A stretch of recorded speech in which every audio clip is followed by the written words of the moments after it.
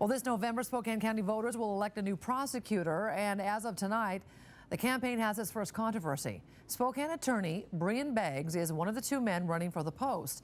And in a letter to his supporters, Beggs brings up the murder of a World War II veteran, saying that our criminal justice system failed to protect Shorty Belton from a pair of teenagers who had already been in trouble with the law.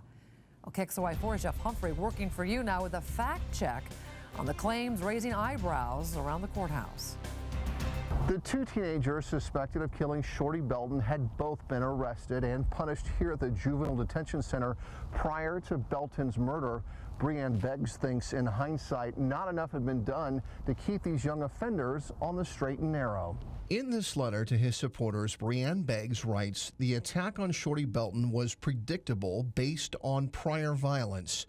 Indeed, 3 months before Belton's murder, one of his suspected killers, Keenan Adams Kennard, was caught by a surveillance camera stealing a woman's cell phone on an STA bus. It was the 16-year-old's first criminal offense and fortunately not very violent. Adams Kennard went straight into detention and did a 37-day sentence. Beggs says that's when juvenile court had a chance to do more than simply punish the teen, but also intervene in his life and make changes in his environment and behavior. And so they're having behaviors that are dangerous. And what generally happens if these behaviors are unchecked is they escalate. After his release from detention, Adams Kennard was supposed to be on 6 months supervision, but in July he stopped keeping appointments with his probation officer.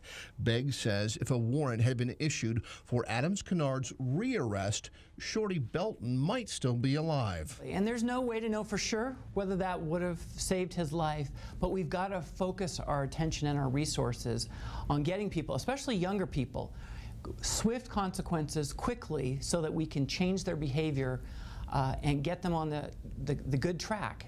Juvenile court officials who did not want to go on camera today say despite budget cuts, their programs do engage young offenders in behavior-changing programs, including school and counseling. What happened to Shorty Belton was terrible, but because his alleged killers did not show outward signs of escalating violence, they are poor examples of what's wrong with Spokane's criminal justice system.